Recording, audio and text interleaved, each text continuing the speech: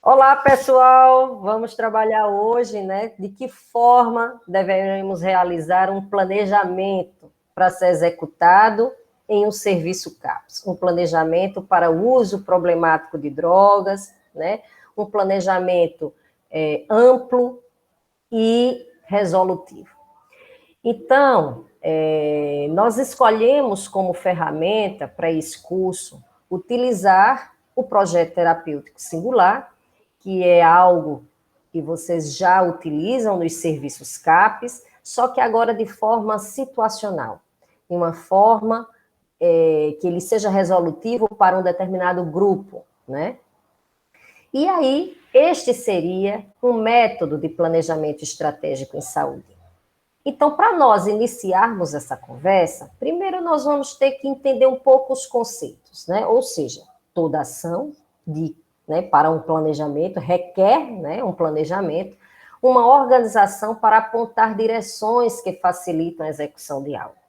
Ou seja, o planejamento ele pode ser uma ação, uma ferramenta de ação governamental para a produção de políticas. Ele é essencial ao processo de gestão e prática social. Ele é fundamental para tomar decisões assertivas e ousadas. E ele pode ser estratégico, ou seja, pontual, em que se visualiza caminhos para o alcance de objetivos e metas traçadas. Ou seja, toda ação que se quer atingir de forma resolutiva, de uma forma que se atinja com resultados eficientes, ele requer de um planejamento. Então, o planejamento ele é essencial para a gente atingir os resultados em que se pretende, em que se deseja. Só que para se realizar um planejamento, algumas questões precisam ser consideradas. As ideias, elas não podem vir de forma unilateral. Então, nós precisamos colher as ideias, as vontades, os desejos, né, de pelo menos, no mínimo, de 3 dimensões. O profissional da saúde precisa ser considerado, o gestor ou a cultura organizacional daquele serviço precisa ser considerado, né? E as pessoas que farão uso destas ações e destas propostas, ou os grupos ou as instituições, né, que serão os beneficiados diretos dessas ações. Então, é preciso colher, como essa figura que tem aí do lado, onde a gente precisa montar esse quebra-cabeça, ou seja, essas vontades, elas precisam conversar, elas precisam chegar a um denominador comum para que, de fato, essa figura seja estabelecida e seja construída. Então, todo planejamento ele vai possibilitar a construção de um plano ou de um projeto. Ou seja, a forma como a gente vai chegar ao resultado é através de um método. Como isso vai acontecer? Que caminho eu vou seguir, né, para poder realizar, para chegar àquela meta, a meta traçada? Então, o caminho para viabilizar esse planejamento estratégico que a gente definiu no curso, que vocês vão colocar em prática, é exatamente o método do projeto terapêutico singular, o PTS. Só que agora, como eu já falei, direcionado a um grupo, a uma situação. Não seria a um indivíduo, mas a uma situação que vários indivíduos estão envolvidos, né? Então, o PTS ele é uma ferramenta muito utilizada nos serviços CAPES, né, que reforça essa construção coletiva, como essa árvore que tem aí do lado, feita em várias mãos. Então, é bem assim que o projeto terapêutico ele funciona. E a gente questiona, né? E é possível, sim, utilizá-lo para uma situação, né?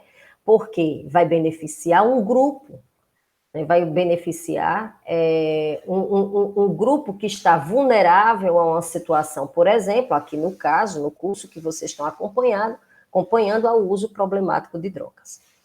A construção de um PTS ele pode ser direcionado tanto para um único sujeito, quanto para grupos em situação coletiva.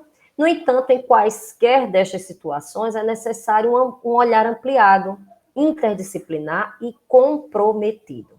Então, o foco de um PTS é exatamente esse olhar comprometido, ampliado, interdisciplinar, onde tem várias direções, como eu falei, né, onde se estabelece todo um processo, né, dentro de uma política chamada e dentro de um modelo de clínica ampliada. Deste modo, como analisar, então, esse contexto? Né? Como realizar o primeiro passo é isso. Né? Eu preciso observar, mapear o que é que eu tenho nessa rede, eu preciso observar que instituições eu tenho nesses serviços, eu preciso utilizar todo esse aparato, né, para poder escolher que ações eu preciso direcionar, né? Eu preciso elaborar. Depois dessa análise desse contexto, em que território esse CAP está envolvido, em que território essas pessoas estão vivendo, eu passo, então, para a segunda etapa, que é montar uma reunião, definir o gerenciador do caso, e aí, nessa situação, eu preciso valorizar o trabalho do outro. Eu preciso estabelecer a questão do diálogo como uma ferramenta principal nesse aspecto. O terceiro passo é exatamente construir coletivamente essas propostas. E aí, para isso, eu preciso equalizar esses poderes. Ou seja, as pessoas que participam dessa reunião têm que ter voz por igual. Desde um profissional com nível de graduação ao profissional de nível médio, ao profissional da limpeza, ao profissional da cozinha, ao porteiro, né?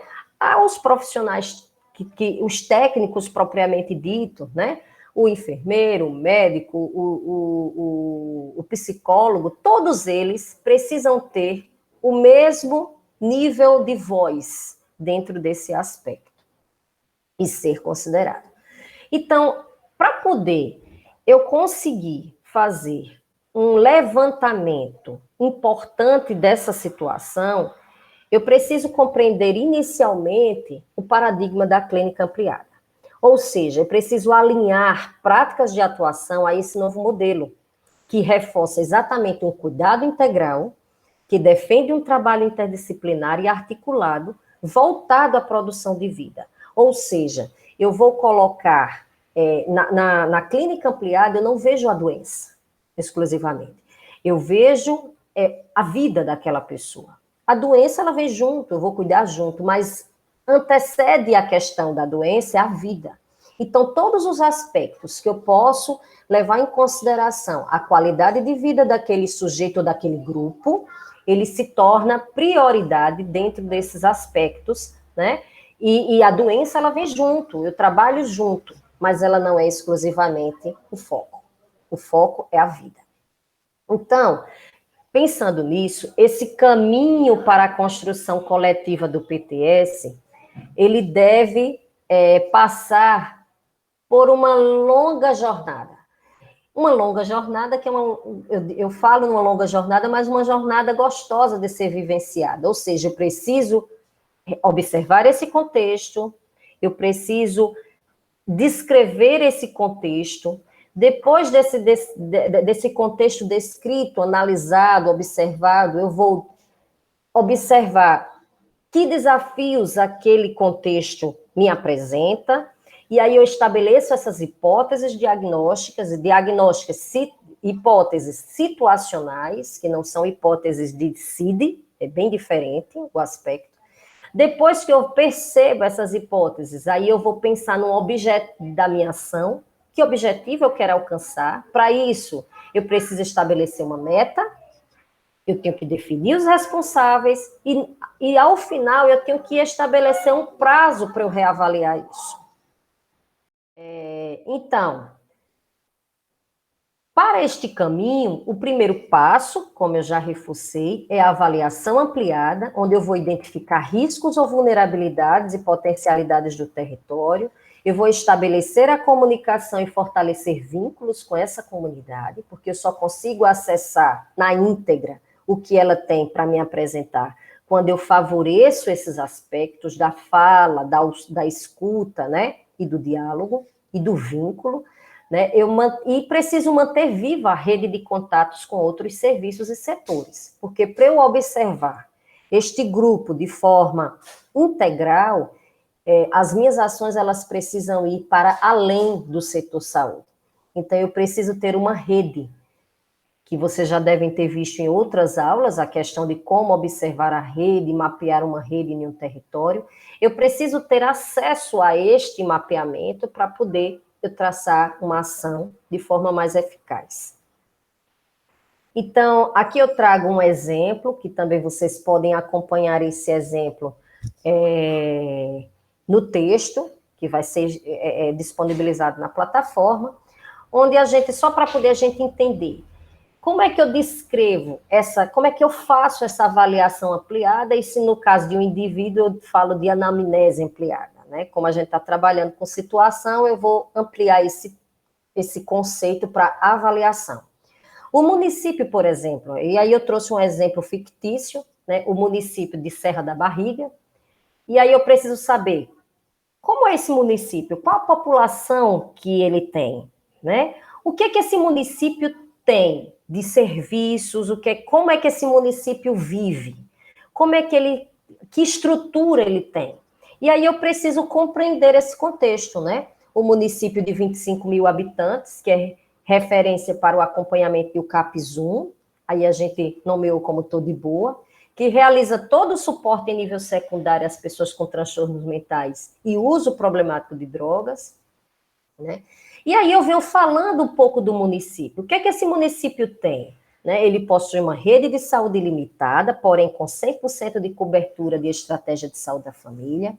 Ele apresenta 8 equipes, uma equipe NASF, uma UPA, um hospital de referência em outro município próximo, um ambulatório de especialidades, né? 2 clínicas particulares, uma comunidade terapêutica, um CAPS-1, né?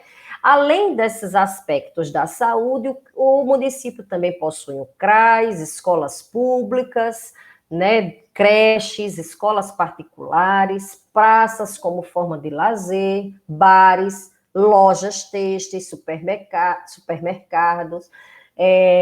uma feira livre.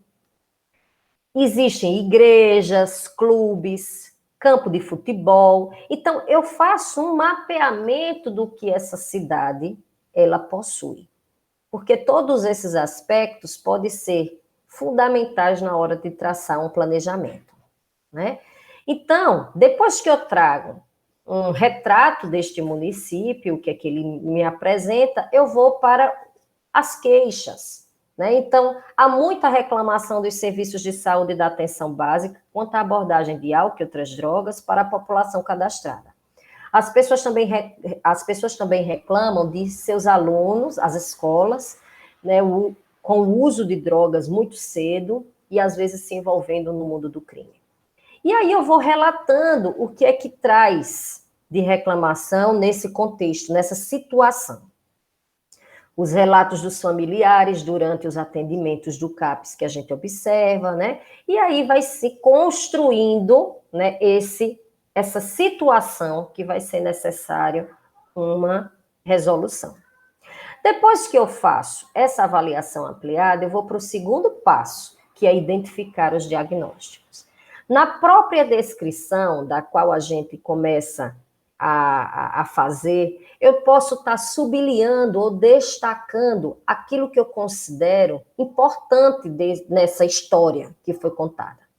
Então, eu posso destacar, eu nomeei como situações, desafios, porque não só são problemas, eu vou identificar situações que também podem ser potenciais para a resolução daquela situação. Então, eu vou destacar o que eu tenho naquela descrição, as coisas que podem ser importantes e que necessitam traçar metas.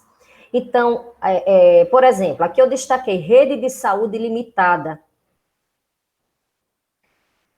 Porém, com 100% de cobertura de ESF. Isso aqui pode ser um destaque, e pode ser um diagnóstico que eu encontrei dentro dessa descrição situacional.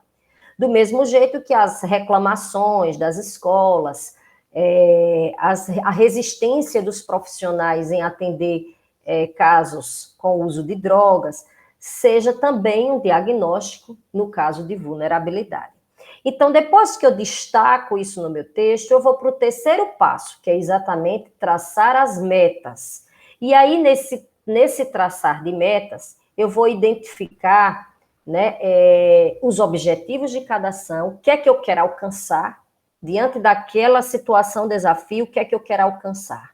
Né? Então, precisa estar claro isso. E a partir do momento que eu quero alcançar, eu preciso definir em que prazo eu quero alcançar aquilo. Né? É um prazo de forma mais urgente ou é um prazo que eu posso traçar um período maior, um médio prazo ou um longo prazo para o alcance daquela meta? Depois que eu faço isso, eu vou para o quarto passo, que é exatamente definir os responsáveis de cada meta, de cada ação. Então, esses responsáveis, eu não posso definir um só para tudo, nem eu posso também definir vários para uma única coisa. Então, eu tenho que ser razoável. É uma meta que precisa ser alcançada, ser execuível.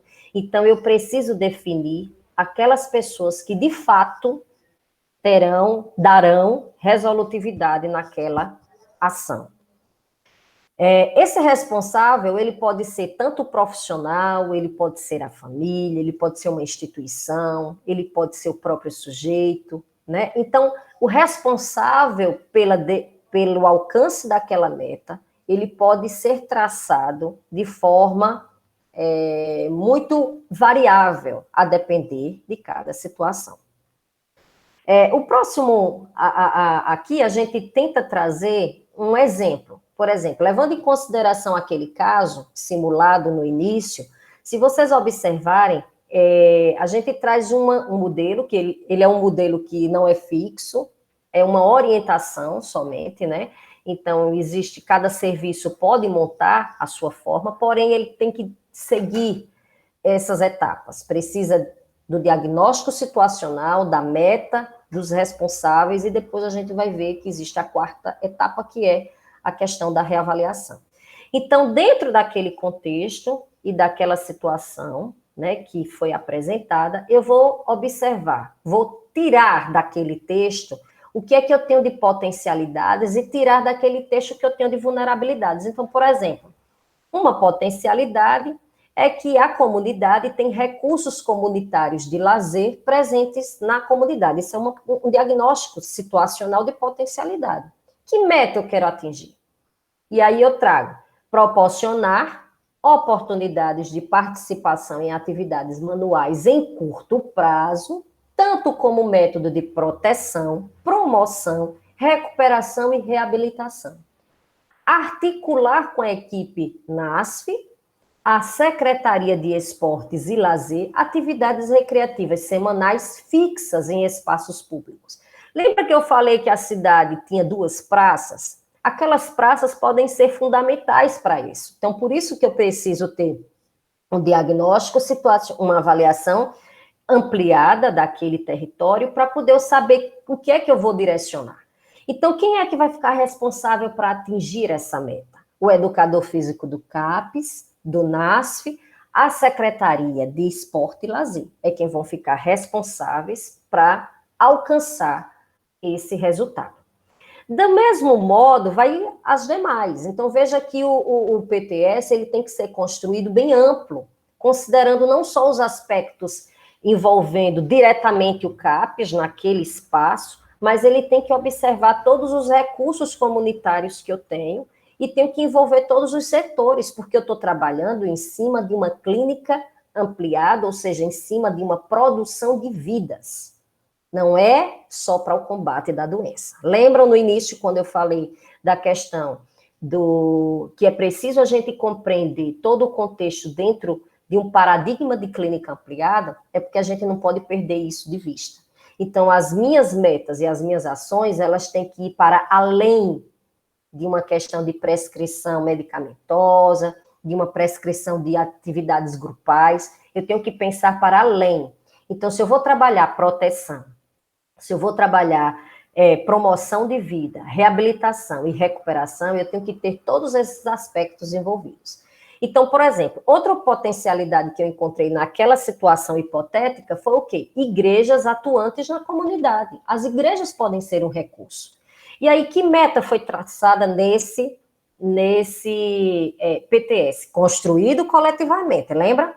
Então, a meta seria articular com igrejas da comunidade para levar aos grupos jovens momentos informativos sobre drogas, atividades para o desenvolvimento de habilidades sociais e de resolução de problemas, atividades para a construção de vínculos positivos e de autoestima em médio prazo como método de proteção e promoção da saúde. Ou seja, às vezes as nossas ações relacionadas a drogas, elas não podem ser tão diretivas. Às vezes a gente vai trabalhar autoestima. E por trás, lembra da questão da redução de danos? Então, o mapa, exatamente, a gente trabalha a autoestima para a gente conseguir um resultado melhor de forma preventiva ao uso de drogas. Então, assim, às vezes a gente não vai trabalhar o ponto direcionado à temática drogas, mas tudo que envolve a prevenção do uso da droga pode ser trabalhado naqueles aspectos. Então, qual é o profissional responsável por isso, para atingir essa meta? Profissional do CAPS que tem afinidade com instituições religiosas, né? E os agentes comunitários de saúde da estratégia de saúde da família do território que possuem estas igrejas. Então, veja que você estabelece o responsável, aquele que tem possibilidade de executar. Eu não posso colocar uma pessoa que não frequenta a igreja, que não tem essa cultura para executar uma meta desse tipo. Então, tem que ter uma relação. Do mesmo jeito, e aí se segue outros diagnósticos de potencialidade, que depois vocês voltem o vídeo e leiam, né? E observem que tudo a gente envolve toda uma rede. E a gente vai tratar um pouquinho o outro lado da tela, que são as vulnerabilidades. Que diagnóstico situacional de vulnerabilidade eu posso considerar? Por exemplo, dificuldade da atenção básica em abordar pessoas que fazem uso de drogas em sua população cadastrada, bem como a falta de procura dos usuários pelos serviços de saúde em situações do uso problemático de drogas. Isso é algo que a gente observa muito, né? Muitos comentários e muitas dificuldades de muitos serviços, né? Às vezes a atenção básica tem segurança em abordar esse conteúdo. E aí, qual foi a meta traçada?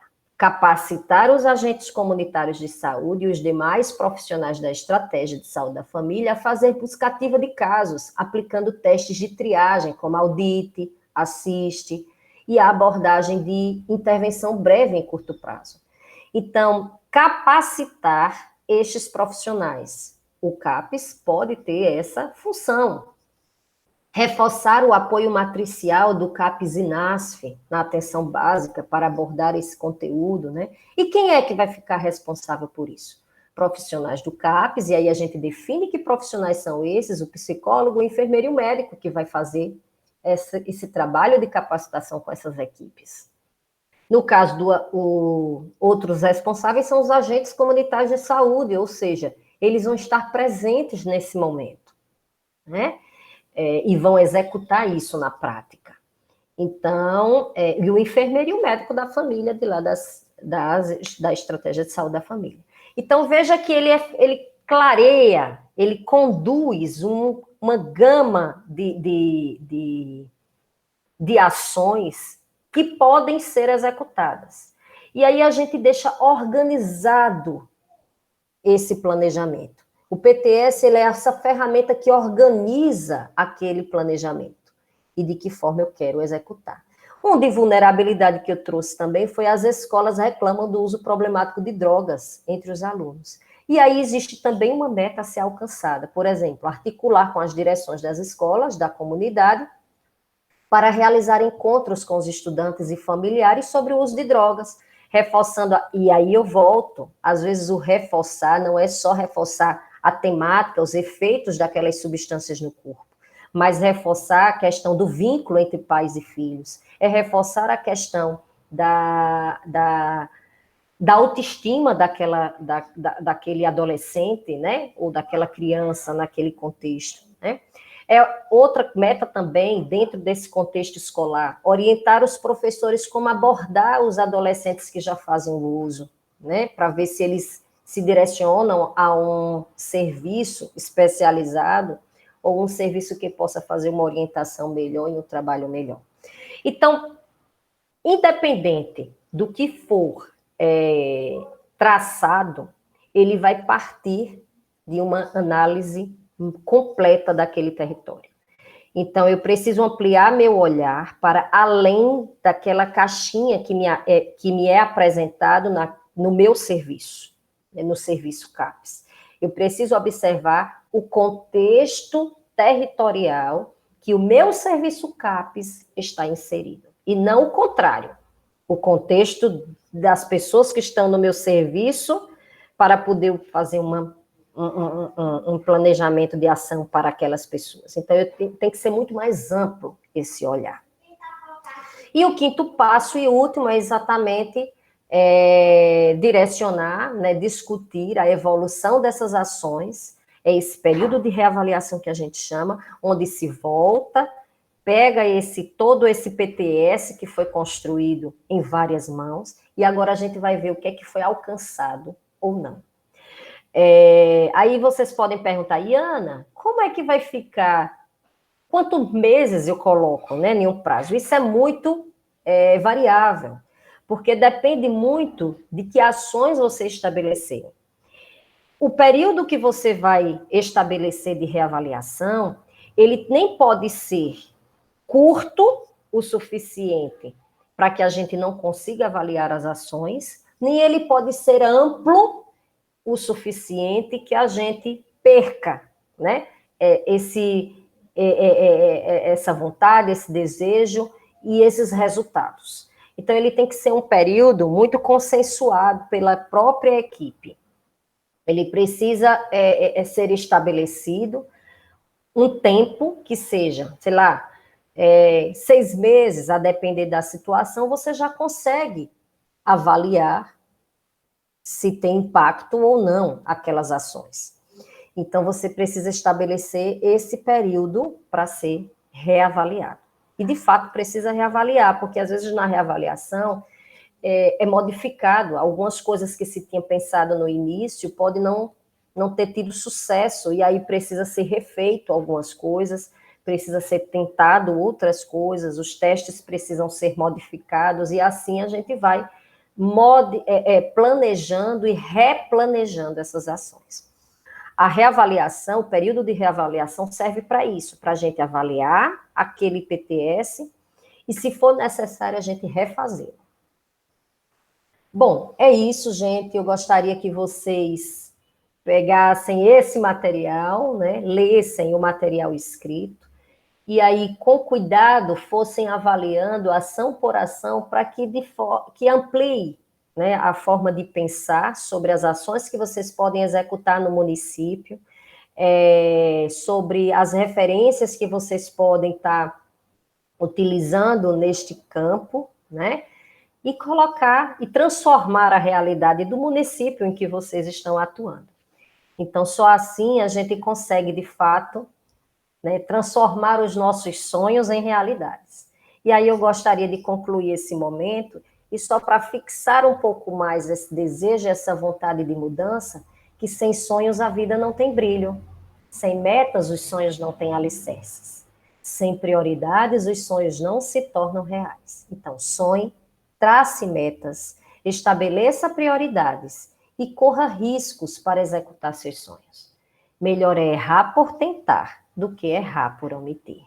Então, obrigada. Qualquer coisa vocês têm aí na tela o meu e-mail podem mandar e-mail e vamos conversar, né? E tirar dúvidas, se necessárias, tá? Um abraço, obrigada e bom trabalho.